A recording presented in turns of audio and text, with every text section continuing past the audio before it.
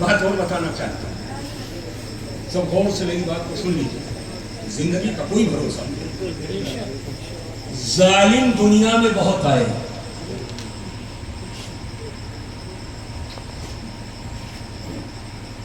کیا نمرود کا نام نہیں سنے؟ فرعون کا نام نہیں سنے؟ حامان کا نام نہیں سنے؟ شداد کا نام نہیں سنے؟ یزید کا نام نہیں سنے؟ ابو جہل کا نام نہیں سنے؟ ظالم بہت آئے مگر فرعون مٹ گیا. موسیٰ آج بھی زندہ. سبحان اللہ. اگر پہنچ گئے ہو تو ہاتھ اٹھا کر بولو سبحان اللہ. فرعون مٹ گیا، موسیٰ آج بھی زندہ ہے. نمرود مٹ گیا، ابراہیم آج بھی زندہ ہے. یزید مٹ گیا، حسین آج بھی زندہ ہے. ابو جہل مٹ گیا، میرے نبی آج بھی زندہ ہے. اور یاد رکھو جنہوں نے غازی کو شہید کیا نام مٹ گیا، میرا غازی آج بھی زندہ ہے.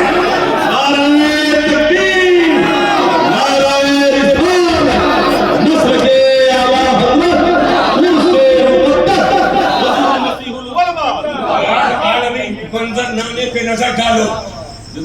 کوئی سمجھتا ہے کہ تم بارود سے میرا نام ہوگا. کوئی سمجھتا ہے آبادیوں کو کھنڈر بنانے سے میں زندگی جاوید ہو جاؤں گا. لیکن سن لو، آبادیوں کو بارود چلا سکتے ہیں مگر کردار سازی نہیں ہو سکتی. کسی کو مارنے سے کوئی زندہ نہیں رہ سکتا ہے. میں ایک جملہ دینا چاہتا ہوں. ہزاروں تھے، کوئی کٹ کر جی جاتا ہے، کوئی کٹ کر جی جاتا ہے اور کوئی بچ کر مر جاتا ہے. کوئی کٹ کر جی جاتا ہے اور کوئی بچ کر مر جاتا ہے. جو بچ کر مر گیا وہ یزید ہے اور جو بچ کر جی گیا وہ حسین ہے.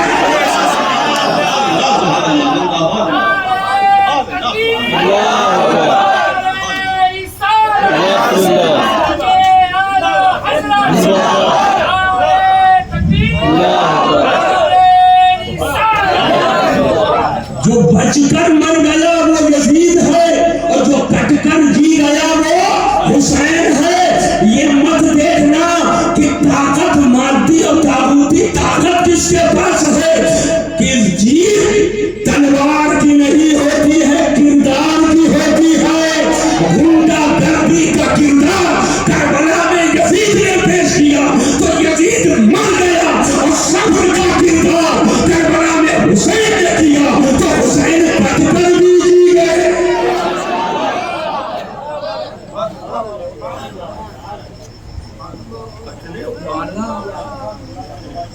مٹتا نہیں ہے، اس کا نام رہتا. ظالم مٹ گئے اور صابر آج بھی ہے. ان کی تاریخ موجود ہے، ان کی تاریخ موجود ہے. اور یہ جملہ اور مولانا سن لو، جو ظلم کر کے مر جاتا ہے تو جو اسے رضی اللہ عنہ کہے وہ بھی اپنے بیٹے کا نام یزید نہیں رکھتا.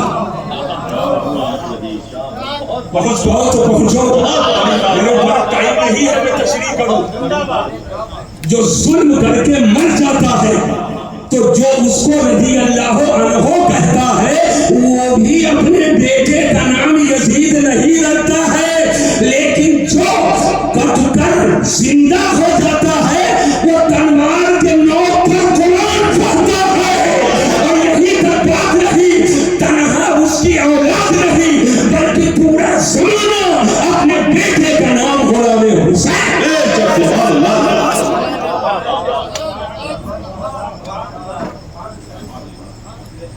اب حسیب بھائی نے 30 تاریخ لیا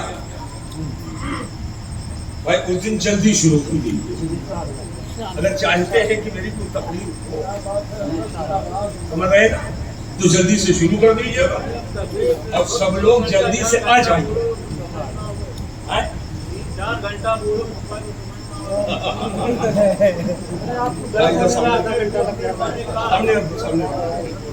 یہ تو کوٹ ورڈ میں کچھ جملے بول رہا کوٹ ورڈ میں سمجھ پائے اور اس کوٹ ورڈ کو جو پھیلاؤں گا تو کئی گھنٹہ لگے گا ہے کہ نہیں اس لیے کہ ہم جس ملک میں رہتے ہیں وہ میرے خواجہ کا سچی ہے تو ہاتھ اٹھا کر بولو ایک بار بولو یا خواجہ یا خواجہ یا خواجہ یا خواجہ عثمان ہارونی یہ سرکار خواجہ کے پیر و مرشد ان کے صدقے میں خواجہ کرم تھا معلوم ہے عثمان ہارونی کا مزار کہاں ہے معلوم ہے کہاں مکہ شریف مکہ شریف اور میں ابھی 2019-23 میں مکہ شریف سرکار کے کرم سے حاضر ہوا دل میں خیال ہے چلو جنت الملا سے تو میرے حضور کی پہلی بیوی حضرت فاطمہ کی ماں امام حسن حسین کی نانی سیدتنا خدیجہ الکبریٰ کی مزار پہ حاضری محبت سے بولو مجھے معلوم ہوا ملا علی قاری بہت بڑے محدث گزرے ہیں ان کا بھی مزار اسی علاقے میں ہے میں نے کہا ان کی کتابوں سے میں نے بڑی برکتیں حاصل کی ان کے مزار پہ بھی حاضر ہوا اور آگے بڑھا تو ایک افغانی عالم تھے جن کے پاس جغرافیہ کا نقشہ تھا انہوں نے کہا مولانا کچھ معلوم میں نے کہا بتاؤ پہلے کہ حضور شب ہجرت میں جب غار ثور میں تھے اور ساتھ میں وہ ذات تھی جو یار غار بھی ہے یار مزار بھی ہے اپنا مذہب سمجھے ہو تب تو دل میں لگے جب تک زندہ رہا ظاہری زندگی میں جو یار غار رہا ہے اور انتقال کے بعد یار مزار ہے ابو بکر صدیق سبحان اللہ سیدنا ابو بکر صدیق رضی اللہ تعالیٰ عنہ ہے ان کی بیٹی جو حضرت عائشہ سے بھی بڑی تھی حضرت عائشہ سے حضرت اسما بنت ابو بکر جب حضور وہاں غار ثور میں تھے یہی ابو بکر صدیق کی شہزادی ہے جو کھانا لے جاتی سبحان اللہ مجھے معلوم ہوا ان کا مزار یہی ہے الحمدللہ ان کے مزار سے بھی حاضر اب اس طرح میں تمام اولو العزم شخصیات کا ذکر کہاں تک کروں دل میں خیال آیا جنت الملا سے جب نکلا میرے خواجہ کے پیر و مرشد مکہ شریف میں ان کا مزار ان کے ہاں حاضری ہو اور میں کہوں حضور آپ کے ایک مرید معین الملت والدین کے ملک سے میں آیا ہوں اپنے اسی مرید صادق کے صدقے میں میری حاضری کو قبول تو مسجد جن ہے مسجد جن کے سامنے مجھے بتایا گیا تھا کہ یہاں حضرت عثمان ہارونی کا مزار ہے پھر وہاں پر ملنے توڑ دی گئی اور روڈ بنا دیا گیا یہ معلوم ہوا کہ اسی علاقے میں کہیں آپ کا مزار ہے جو شامل کر لیا گیا سڑکوں میں یا اس کو توڑ دیا گیا میں نے کہا حضور جہاں بھی جلوہ گر ہے آپ کا یہ غلام حاضر فاتحہ وہیں سے پڑھے میں بتانا یہ چاہتا ہوں میرے خواجہ کے زندگی کے دو رخ سنو خواجہ غریب نواز کے زندگی کے دو رخ دو لفظ بولنے جا رہا ہوں سمجھنے والوں سمجھو خواجہ کے زندگی کے دو رخ ہندوستان میں ایک ہے چھاگل اور ایک ہے ساگر ساگر انا ساگر اور چھاگل وہی کوزا ایک چھاگل اور ایک ساگر ساگر تو بہت لمبی چوڑی چوہدی میں پھیلا ہے اور چھاگل ہاتھوں میں ہے، تو خواجہ جب نظر ڈال دے تو ساگر چھاگل ہو جائے، ساگر چھاگل ہو جائے، اور پھر نظر کرم ڈال دے تو وہی چھاگل ساگر ہو جائے، چھاگل ساگر ہو جائے۔ خواجہ کی زندگی کے دو رخ ہیں، چھاگل اور ساگر۔ تو میں خواجہ کا غلام ہوں، میری تقریر کے دو رخ ہوتے ہیں، ایک چھاگل والا اور ایک ساگر والا۔ جب ساگر والی تقریر تو گھنٹوں ہوتی ہے، اور جب چھاگل والی تقریر تو منٹوں میں ہو۔ آج چھاگل والی، انشاءاللہ 30 کو ساگر، بھائی بات کی نہیں سن پائے، آج چھاگل والی اور 30 کو ساگر والی، مگر شرط یہ ہے کہ ہم کو وقت سے بیٹھانا، ہم کو وقت سے بیٹھانا۔ ایک بات بتائیے، یہ زمانہ پرفتن ہے کہ نہیں؟ فتنوں کا دور ہے کہ نہیں؟ پرفتن زمانہ ہے، قدم قدم پہ فتنہ، قدم قدم پہ فتنہ۔ کچھ فتنے ایسے ہیں جس کو آپ محسوس کرتے ہیں، جس کو آپ دیکھتے ہیں، جس کو آپ سمجھتے ہیں، اور کچھ فتنے ہیں جس کو آپ جان ہی نہیں پاتے، کچھ فتنے ہیں جس کو آپ جان ہی نہیں پاتے۔ فتنوں کا دور ہے، اب فتنے سے بچیں کیسے؟ فتنے میں داخل ہونا چاہیے کہ فتنے سے بچنا چاہیے؟ بولیے، تو بچو گے کیسے؟ فتنوں سے کیسے بچیں؟ عقائد میں فتنہ، معمولات میں فتنہ، بہت سارے فتنے سامنے ہیں۔ تو قرآن میں اللہ فرماتا ہے یا ایھا الذین آمنوا اتقوا اللہ، اے ایمان والو اللہ سے ڈرو، وکونوا مع الصادقین، اور سچوں کے ساتھ ہو جاؤ، اور اللہ کے جتنے ولی ہیں یہ سچے ہیں۔ جب ان سچوں کے ساتھ رہو گے تو فتنوں سے بچے رہو گے، ان کے ساتھ رہو گے تو فتنے سے بچے رہو گے۔ عرس کا مقصد کیا ہے؟ عرس کا مقصد کیا ہے؟ رنگلیلی، دکھاوا، رسم کی ادائیگی نہیں۔ عرس نام ہے، سن لیجیے اور سے، اکوسلا ڈھکوسلا سب نکالو، میں عالم ہوں، عالمانہ ذمہ داری کے تحت میں بتا رہا ہوں۔ عرس نام ہے کسی بزرگ کے وصال کی تاریخ میں ذکر و اذکار، تلاوت، وظیفہ، اچھے کام کرنا، غریبوں محتاجوں کی خبر گیری کرنا اور ذکر و اذکار کرنا، تو یہی عرس کا تصور۔ نہ کھول، نہ تماشا، نہ جھانچ، نہ بھنبھنا، نہ پپہری، ان چیزوں سے عرس کا کوئی تعلق نہیں۔ نہ جھلوا، نہ اندھا کنواں، نہ سرکس، نہ حلوہ پراٹھا کی دکان، ان چیزوں سے عرس کا تعلق نہیں ہے۔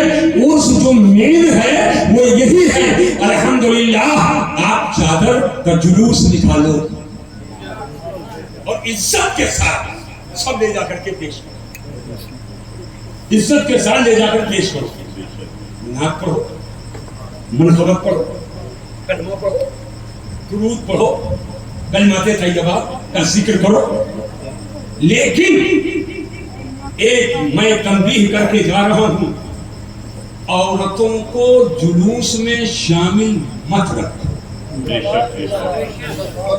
عورتوں کو جلوس میں شامل مت رکھو۔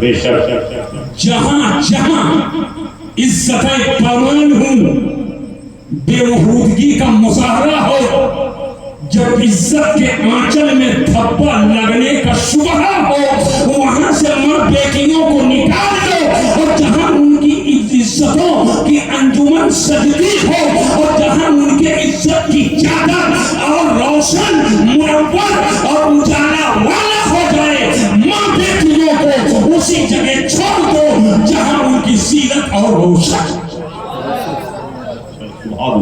سمجھے بات کو؟ آج افسوس ہوتا بالغ بچیوں کو، نوجوان عورتیں جلوس میں شریک رہے اور پھر بے حیائی کے ساتھ ویڈیو بھی بنائے،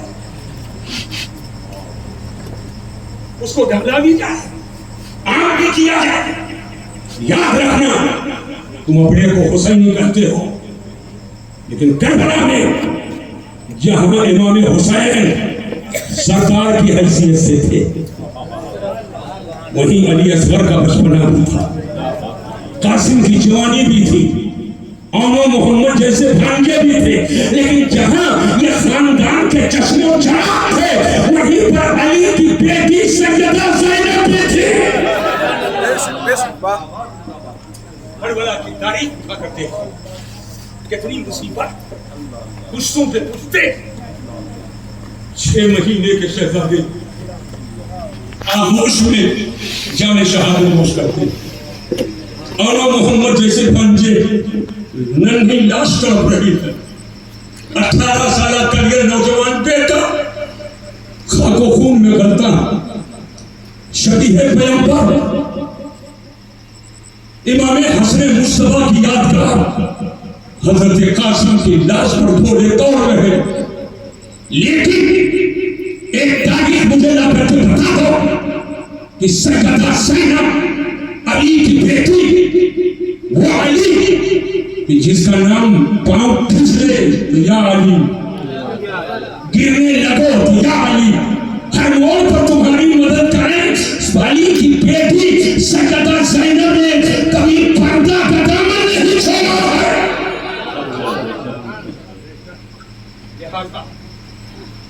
میں یہ نہیں کہتا کہ خواتین بزرگوں سے حاجت نہ مانیں، ان کے وسیلے سے دعائیں نہ کریں، وہ تو اور زیادہ اللہ کے محبوب بندوں کی دل دھڑکا ہوتی کریں، لیکن شریعت کے دائرے میں رہ کر، شریعت کے دائرے میں رہ کر، ان بات کو میرے خیال سے سب سمجھ رہے ہیں، شریعت کے دائرے میں رہ کر۔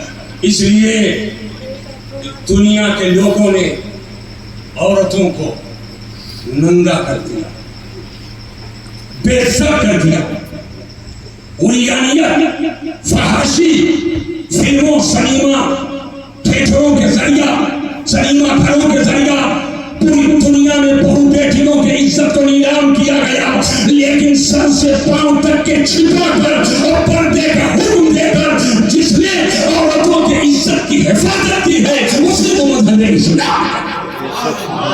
اللہ سبحان اللہ تبارک و تعالی جل مجدہ کریم ہم کو آپ کو اسلام و سنیت کا قائم رکھے۔ اور آج جو ہم عرض کرتے ہیں کہ بزرگوں کی بارگاہ کرم سے وابستگی کو بتاتے ہیں کہ ہم بزرگوں کی بارگاہ کرم سے وابستہ، اور جو جتنی ہی خلوص سے وابستہ ہوگا اللہ تبارک و تعالی اتنے ہی زیادہ اس بزرگ کے صدقے میں اسے برکتوں سے نوازتا ہے۔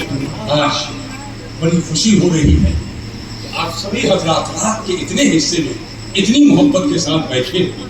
میں دعا کرتا ہوں اللہ سب کے گھروں میں برکتیں نازل فرمائے، سب کی روزیاں خوشحال فرمائے، اللہ سب کو اسلام و سنیت پہ قائم رکھے، زندگی دے تو اپنے محبوب کی محبت میں دے، اور ہم لوگوں کو موت آئے تو اللہ ایمان پر ہم لوگوں کو موت عطا فرمائے۔ بس یہ چند جملے تھے محبت کے تو میں نے عرض کیے، اللہ تبارک و تعالیٰ اس کو قبول فرمائے۔ محبت ہو چکا ہے،